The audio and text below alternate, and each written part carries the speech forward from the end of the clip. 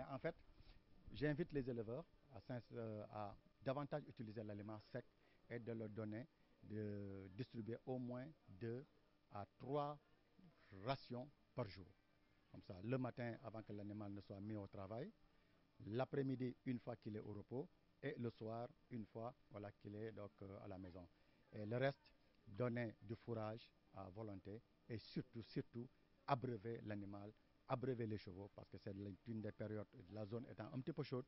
nous avons constaté que les chevaux sont faiblement abreuvés. Parce que les éleveurs ont pour tendance, quand ils abreuvent leurs animaux, de prendre de l'aliment, de le mélanger avec de l'eau.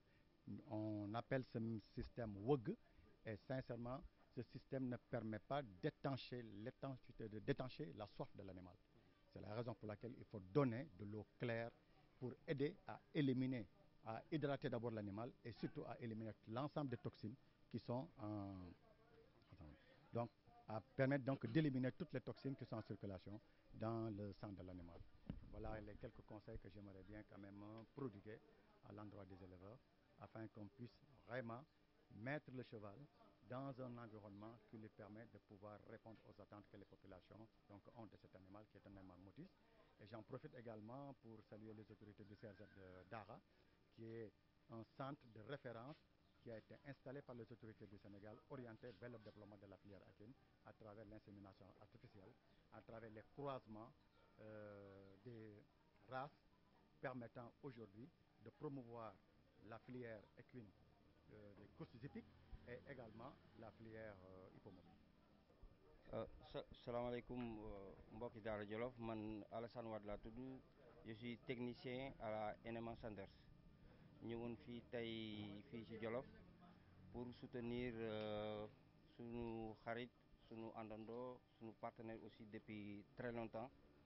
ci nga xamante ne mooy journée bi mu organisé fii tey donc ñun en tant que meunier ñun am nañu conscience ci njëriñu fas à travers le monde, plus particulièrement ici au Sénégal. Nous nous rendre compte que fas njëriñam d'abord xam nañ ko parce que c'était dans l'industrie du cheval à travers le monde ginnaaw industrie automobile industrie fas moo ci topp muy course fas yi muy PMU bi et tout autour du cheval gravitent des métiers li ñu mën a citer ci métiers yooyu boo seetloo cordonnier bi nga xamante ne nii moom mooy defar der yi di defar harnachement yi di defar licol yi di defar filet yi kooku daf ci gagner son compte am na lu mu yóbbu këram loolu économie la boo ci doole tamit le vétérinaire moom mooy liggéey jëm ci fas di faj donc moom dina ci am son compte muy deux ki nga xamante ne mooy jaaykatu ngooñ bi nga xamante ak dugub bi nga xam ne moo nekk ci bopp koñ bi di jaay dugub ak rapaasam moom it gis na ci boromam ak propriétaire bi ci beneen domaine ñun nag benn maillon ci chaîne bi la ñu bokk mooy chaîne production aliment kii bu nekkee mi ngi def traction hippomobile ñii ñu ngi def le jumping pour sport équestre ñeneen ñi ñu ngi def ay course de chevaux ñeneen ñu ngi def élevage te ñooñu ñëpp boo leen boolee li leen boole su ñun mooy aliment bi ñuy lekk te aussi avec nos partenaires Sanders Mix Science bu France dañuy liggéey lu bëri ak docteur Konaté dañuy liggéey lu bëri ci l'alimentation du cheval parce que xam nañ ne aussi tamit fas dafa sensible trop ci lekk parce que boo seetloo de son nom scientifique mu ngi tudd Equus cavalis domesticus c'est un ongulograde artiodactyle maanaam fas la boo xamante ne nii li ñu tuddee fas buy teg benn bi wee bi lay doxee mooy ongulograde bokkul ak fas bi nga xamante ne ñoom ongulograde périssodactyle yi mooy ñi nga xam ne ñaari wee lañ am moo ay nag seen différence mooy lekk bi daf ci jouer ñun xam nañ ne aussi tamit la sensibilité du cheval ci lekk loo xamante ni nii adapté wu ko parce que fas benn mbàq la comme nit nag polygastrique la moom ñeenti mbàq la am donc lii di dugg ci biir monogastrique boobu nga xamante ne moom du mën a dunj après donc li ciy dugg dañ koy seet moo tax via nos partenaires ak liggéey bi ñu ciy def ci labo yi mën a xam quantité aliments produits analytiques yi lan ak lan moo ci war a dem les composants mboq lay nekk sont le maïs mën na am sax ay résidus de moulin yooyu dañ ko si ak ferñeent yi te ferñeent yi mooy vitamines yi mooy calcium yi mooy phosphore yi ak protéines yi lysine méthionine yooyu yëpp nga xamante ne day dem ci yaramu fas. Maintenant beneen problème mooy situé wu parce que ñun ñu ngi defar benn gaamu aliment cheval te boo seetee fas bu ci nekk am nga sa discipline maanaam kii di xëcc ak kii di dawi ñoom seen aliment bi ñuy lekk dafa war a wute nutritivement qualité nutritive bi waru nekk benn énergie waru nekk benn taux de cellulose waru nekk benn mais ñun nag dañoo xool benn aliment boo xamante ni nii mi ngi ci diggante bi ci diggu doomu nga xamante ne ñaari aliments yi aliment boobu di nga ko mën a jox fas bi te fas bi du ci am ngaañ lu bari loolu en plus de cela ñun suñu aliment cheval dañ cey def laalo te boo seetloo laalo mooy Adamsonia digitata dafay rattaxal lekk bi ci biir boutique bi bu ko defee transit bi mën a yomb donc boo seetloo loolu dina ci am njëriñ d'autant plus que feebaru fas yu ci ëpp lii di rey ci fas ci complication colique lañ koy wax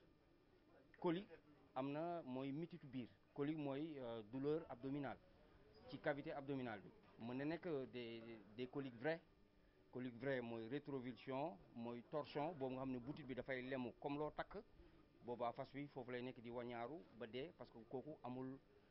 amul solution benn rek moo ci am muy opéré te ici au Sénégal gisuñu fi ñuy opéré fas boo xam ne dafa am colique vrai. Les autres coliques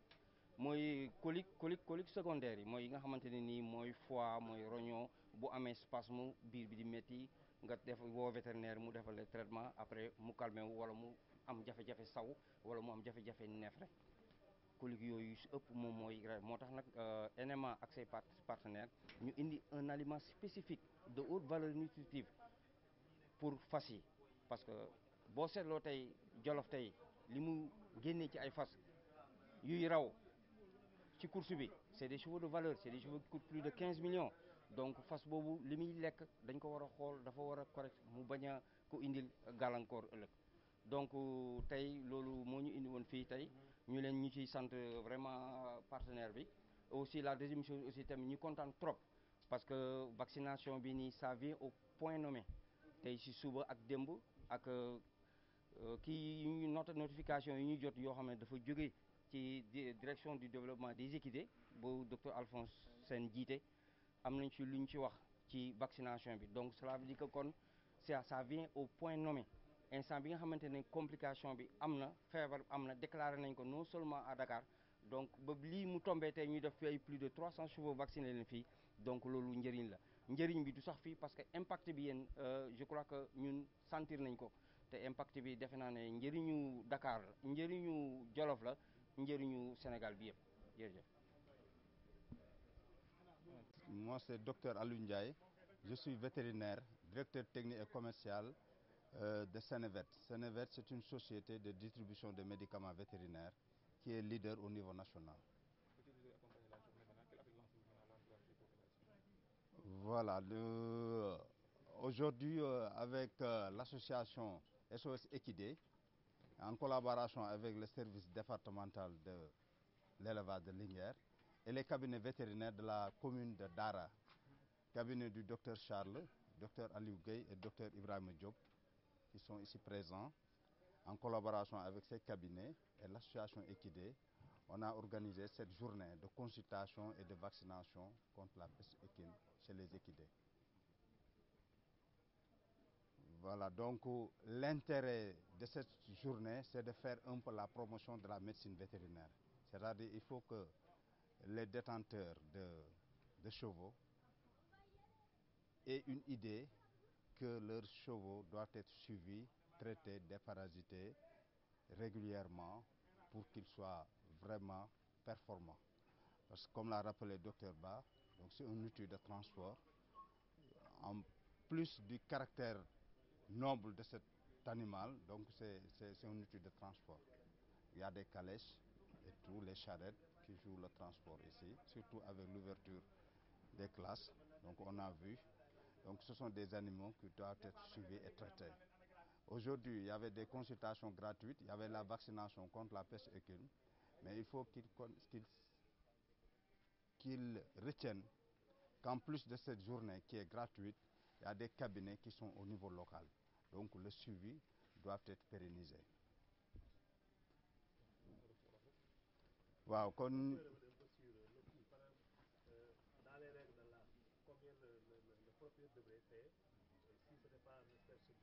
voilà, donc on est venu avec la participation des délégués de labo comme vétiquinol.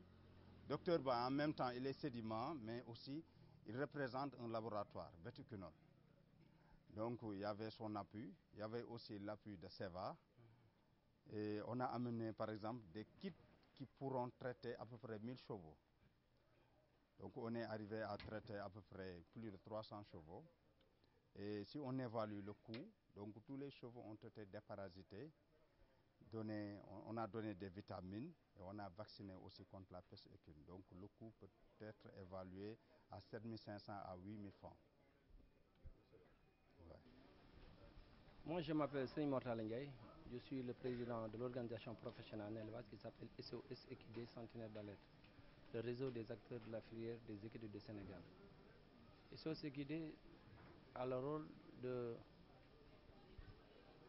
faire le maximum pour aider les propriétaires d'équidés à traiter les équidés. Cette journée, on l'a dédiée aux équidés pour faire une journée de santé et de bien-être des équidés. On l'a fait grâce à Senevet, qui est une société de distribution de médicaments vétérinaires, de produits vétérinaires, en compagnie de nos partenaires qui sont ISRA, qui nous a donné 500 doses, et NMA et Sédima, sans oublier la CANAS et l'ONG Brook. Même le ministère de l'élevage, à travers la DDE, la DSV, nous ont donné leur contribution pour qu'on puisse vraiment réaliser cette journée. Cette journée est une journée de sensibilisation. C'est un lancement parce que SOS Équidés va sillonner tout le département pour qu'ils puissent informer aux propriétaires d'équidés que la santé est une obligation pour tout propriétaire d'équidés. On a vu qu'on avait prévu 1000 kits, mais ce qui est venu ici, ça n'a pas été suffisant. Effectivement, c'est la première fois que SOS Équidés organise une journée de consultation gratuite et de sensibilisation. Parce que souvent, les gens, tu parles, il y a des gens qui disent que ça ne peut pas se réaliser. Donc c'est une première, mais je pense que dans notre objectif, on a atteint vraiment la journée. Est-ce que vous avez sensibilisé? Non, on a sensibilisé parce qu'on a fait une bande-annonce à travers Ndoumelan FM, à travers Ferlo, à travers Dahra FM. Mais tu sais que bon, c'est un peu difficile. Des fois, les gens, ils ont une tête dure pour qu'ils puissent vraiment traiter leurs chevaux. Parce que souvent, ils disent que ces gens-là, ils nous flattent seulement. Or que non, aujourd'hui, ils ont su que c'est une réalité. Peut-être prochainement, si on fasse l'appel, il y aura beaucoup de propriétaires qui vont venir pour vraiment traiter leurs équidés. Vous comptez pérenniser la journée? Non, c'est un lancement. Je vous ai bien dit qu'on va sillonner le département. On aura l'occasion de visiter toutes les communes. Notre seconde étape sera Gassane en décembre, Inch'Allah. Je suis Seigne Mortala Ndiaye, président de l'organisation SOS Équidés Centenaire d'Alerte, le réseau des acteurs de la filière des équidés du Sénégal. Bés bi nag tey dañ ko defoon pour ñëw wàllu fas mbaam berkelle comme ni ñu koy waxee. SOS Équidés lu ko tax a jóg mooy toppatoo wér-gu-yaram ak di ñaax borom fas yi ak borom mbaam yi borom berkelle ne wér-gu-yaram mu jur gu ñore ñoom la war. Loolu nag pour ñu defar ko tey dafa am benn société de distribution de produits vétérinaires bu ñuy wax Senevet moom lañ àndoon nag ci bés bi pour loolu maanaam ndax garab yi fi indi yëpp moo nu ko jox. waaye teewul tim am nañ ay partenaires yu mel ni ISRA bi nga xam ne jox nañu 500 doses contre la peste équine. am nañ tim Sédima ñi nga xam ne dañuy defar ripaas bu fas. am nañ tim NMA bi nga xam ne day defar ripaas bu fas. am nañ tim CANAS bi nga xam ne moo yore assurance bi maanaam ñi assuré fas yi moom ñëw na ci bés bi. kon tey jàpp naa ne bés bi buñ ko réussir mu tallu fii tey partenaires yi ñoo si jàpp ñun nag li leen wax mooy que ne suñ rôle dañuy alerter rek maanaam yëgal joxoñ la comme ni ko docteur Ndiaye waxee tey ku fi jógee da nga xam ne fas war nañ ko faj ba nga xam ne ëllëg bu dara jotee fas wala bala koo dara jot war nga mën a dem seeti cabinet vétérinaire yi fi nekk pour ñu faj ko. lii nag du yem fii rek incha allah bu ñu fi jógee décembre fas nañ yéene ci ndigal inspecteur dem commune Gassane continuer ba dajal 19 communes yi ndax c'est un programme ndax si quinquennat bi dañoo tëraloon benn quinquennat en 2015 2020 te incha allah décembre lay jeex ñu bëgg ko tëjee vraiment ak cette campagne de sensibilisation. mu mel ne junni fas la ñu waroon a am. mu mel ne ñett téeméer ak lu fekk la ñu lañ balaa mu war a loolu. waaw ñun loolu lañ xayma woon sax su suñ TDR yi na dañoo bëgg a suñ jéego egg si junniy fas mais xam nga bu fekkee ne da ngay def dara nga njëkk koy def na kaay leen ñu bëri duñ ko gëm mais jàpp naa ne tey li fi jot a ñëw war nañ xam ne lii ñu leen woo lu war a mën a nekk la te teewutoon def nan bande annonce si Ndoumbelane FM def ko ci Ferlo def ko ci Daara FM mais nit ñu ñoo bindee noonu xaj na buñ fi jógee bu déwénee ak jàmm buñ fekkee ak jàmm incha allah suñu wootee yaakaar naa ñëpp dinañ ñëw xam ne lii lu war a mën a nekk la. journée bi départementale wala Daara la. non journée communale la loolu tax man la journée communale la dana dem ci 19 communes yi nee naa la en décembre incha allah on sera à Gassane après il y aura un calendrier départemental en collaboration ak l'inspecteur départemental. dama bëggoon a tëj nag fi may tëjee rek mooy remercier vraiment ñi nga xam ne ñi ngi liggéey ci SOS Équidé ndax tey du ma tudd kenn ndax man dama représenter rek benn organisation xañ na tey dañ ma jox kàddu gi mais jàpp naa ne ñoom ñëpp ñoo jàpp ci liggéey bi ba tey lii mën a am su may remercier damay remercier partenaires yi surtout vraiment Seneweb à l'endroit de docteur Ndiaye bi nga xam ne vraiment bi ma ko waxee ne ko dama bëgg ñu def journée gratuite bi tegu ci baat di remercier partenaires ISRA CNAS NMA Sedima la banque agricole le ministère de l'élevage à travers la DG et la DDE ñu ngi sant ñëpp di sant tim l'inspecteur départemental bi nga xam ne ñëwoon na fi tey maa ngi sant tim monsieur le maire bi nga xam ne ñëw na fi tey vraiment représenter l'autorité administrative maa ngi sant presse bi tim di sant vraiment waa Africa 7 bi nga xam ne tey moo na mën a permettre sur le plan national vraiment ñu mën a relier ak la presse locale parce que kuy presse locale rek tey ñëw teew nga fi te ñun leen SOS Équidé lépp lu muy organiser bu soobee yàlla